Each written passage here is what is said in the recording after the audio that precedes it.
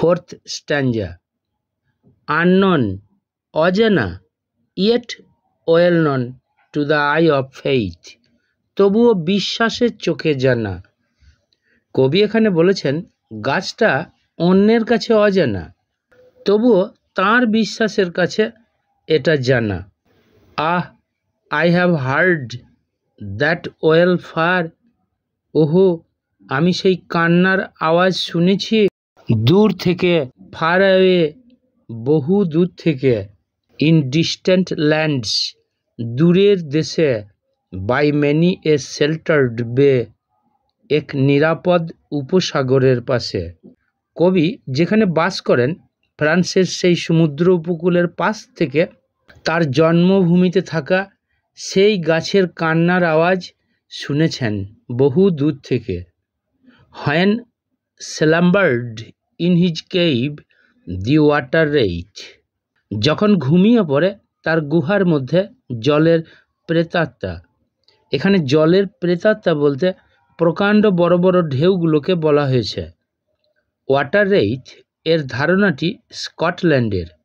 তাদের বিশ্বাস অনুসারে ওয়াটার রেইচকে এক প্রকার জলের প্রেতাত্মা বলে মনে করা হয়। তারা রোগা বৃদ্ধা মহিলাদের রূপ ধারণ করে ও সবুজ পোশাক পরে। যে ব্যক্তি এটা দেখে তার কাছে এটি মৃত্যু বা বিপদের পূর্বাভাস রূপে গণ্য হয়। ওয়াটার রেইচরা ভ্রমণকারীদের জলে ডুবিয়ে তাদেরকে মৃত্যুর দিকে ঠেলে দেওয়ার চেষ্টা করে। And the waves gently kissed the classic শোর, এবং ঢেউগুলি মৃদু চুম্বন করে যায় চমৎকার তটভূমিকে। এখানে কবি যেখানে বাস করেন সেই উপসাগরের পাশে, সেখানকার সমুদ্রটা ঢেউবিহীন। ঢেউগুলো যেন ঘুমিয়ে পড়েছে তাদের গুহার মধ্যে।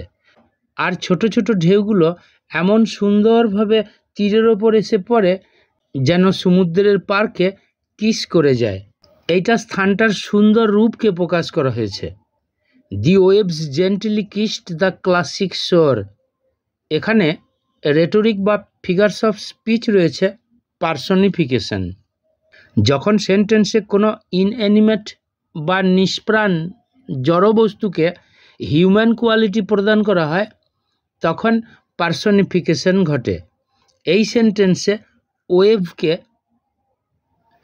সেন্টেন্সে ওয়েভসগুলোকে হিউম্যান কোয়ালিটি দেওয়া হয়েছে।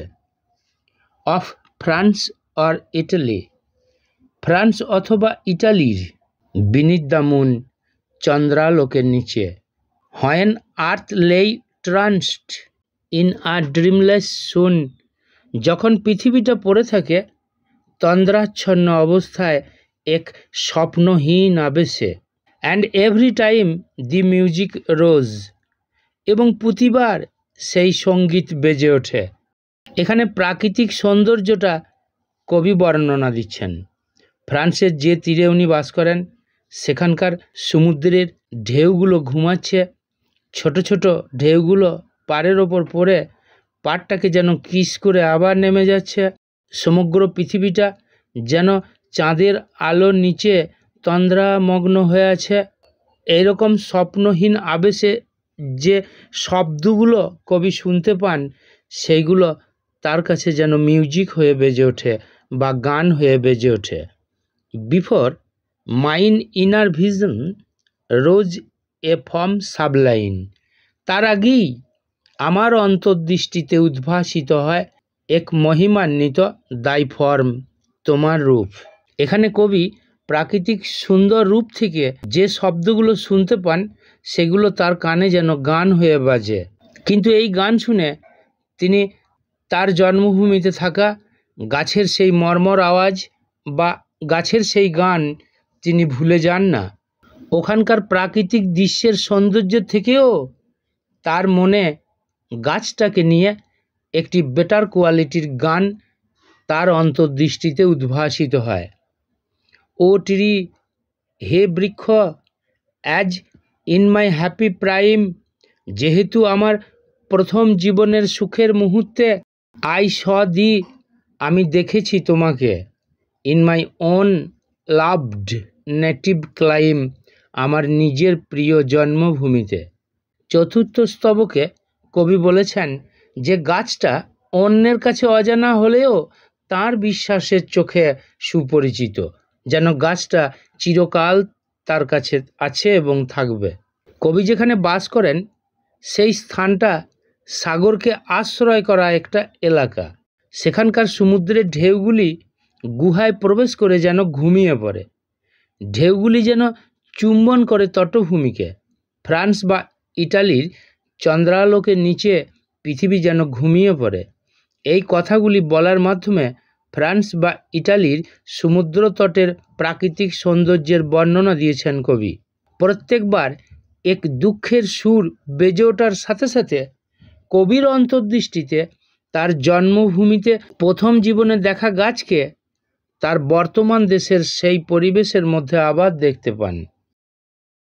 Therefore I fain would consecrate a lay, সেই জন্য আমি সানন্দে উৎসর্গ করি একটি গান, unto thy honor, তোমার সম্মানে, ট্রি গাছ, beloved of those, তাদের সবার প্রিয়, who now in blessed sleep, যারা এখন শান্তির নিদ্রায়, for I চিরতরে repose, বিশ্রামে, dearer than life to me, আমার জীবনের থেকেও প্রিয়, alas হায় অয়ার দিয়েছিল তারা, mayst thou be numbered, হয়তো গতিশীল হবে তোমার দিনগুলি, when my days are done, যখন আমার দিনগুলি হবে সমাপ্ত।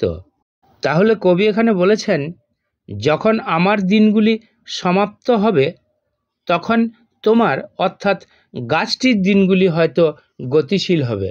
উইথ ডেথলেস ট্রিজ, সেই অমর গাছেদের সাথে, লাইক দোজ ইন বরোডেল, বরোডেলে ওই তাদের মতন, মানে বরোডেলে গাছেদের মতন। বরোডেল কাম্বারল্যান্ডের একটি উপত্যকা। এখানে ইউ নামক এক প্রকার গাছ জন্মায়। কবি উইলিয়াম ওয়ার্ডসওয়ার্থ এর লেখা ইউট্রিজ কবিতায় এই ইউ গাছকে অমর করেছেন তিনি। ইউ হলো একটি বিশাল আকারের ও উচ্চতার ঘন শাখা প্রশাখা বিশিষ্ট চিরসবুজ গাছ, যার কাণ্ড 20 মিটার পর্যন্ত লম্বা হতে পারে। এই গাছের ছাল হয় পাতলা, আঁশযুক্ত এবং বাদামি। এর পাতা হয় গাঢ় সবুজ। এই গাছ অ্যারিল পাখিদের জন্য ভোজ্য হলেও গাছের বাকি অংশ, পাতা এবং বীজ সহ মানুষ এবং অন্যান্য প্রাণীদের জন্য বিষাক্ত। ইউ গাছ অমরত্বের প্রতীক হিসাবে ব্যবহৃত হয়। Under whose awful branches lingered pale, যার বিশাল শাখার নিচে বিবর্ণ হয়ে থমকে দাঁড়ায়। কারা থমকে দাঁড়ায়? Fear, trembling hope and death, the skeleton and time the shadow. এই ইউ গাছের বিশাল শাখার নিচে থমকে যায় ভয়, কম্পমান আশা এবং মৃত্যু, কঙ্কাল, সময় নামক ছায়া। যেহেতু ইউ গাছ অমরত্বের প্রতীক, তাই এই ভয়, কম্পমান আশা, মৃত্যু, কঙ্কাল এবং সময়, এইগুলো এই গাছের নিচে থমকে দাঁড়ায়। এখানে ট্রেম্বলিং হোপ বলতে কবি বোঝাতে চেয়েছেন তার জীবনের আশাটা কেঁপে গেছে, মানে তখন তিনি জানেন তার শরীরে যে রোগ বাসা বেঁধেছে সেখান থেকে তার পরিত্রাণ নাই, তাই তার আশাটা কতকটা কম্পমান হয়ে গেছে। And though weak the verse that would thy beauty fain, এবং যদিও আমার কবিতাটা খুবই দুর্বল তোমার সৌন্দর্য বর্ণনা করার প্রয়াসে, মানে এখানে তিনি বলতে চাইছেন যে গাছটার সৌন্দর্য বর্ণনা করার জন্য এবং তাকে অমর বানানোর জন্য যে কবিতাটা তিনি রচনা করেছেন, হয়তো ওয়ার্ডসওয়ার্থ এর বা শেক্সপিয়ারের কবিতার মতন জোরালো নয়। ও ফেইন রিহার্স, ও সানন্দে পুনরাবৃত্তি করি, মে লাভ ডিফেন্ড দি ফ্রম অবলিভিয়ান্স কার্স, ভালোবাসা তোমাকে বিস্মৃতির অভিশাপ থেকে বা ভুলে যাওয়ার অভিশাপ থেকে রক্ষা করতে পারবে। অবলিভিয়ান্স কার্স মানে curse of forgetfulness or being lost from memory. পঞ্চম স্তবকে কবিতার হারিয়ে যাওয়া প্রিয়জনেরা, যারা এখন শান্তির নিদ্রায় চিরতরে বিশ্রামে এবং যারা তার জীবনের থেকেও প্রিয় ছিল, তাদের স্মৃতির উদ্দেশ্যে গাছটিকে নিয়ে একটি গান বা কবিতা উৎসর্গ করেন। কবি বলেছেন যে তার দিনগুলি এক সময় সমাপ্ত হবে, কিন্তু তার এই গান গাছটিকে তার মৃত্যুর পরেও অমর করে রাখবে, ঠিক বড়ডেল উপত্যকার অমর গাছেদের মতন। এইভাবে গাছটি মানুষের হৃদয়ে চিরকাল রয়ে যাবে কবির এই কবিতায়।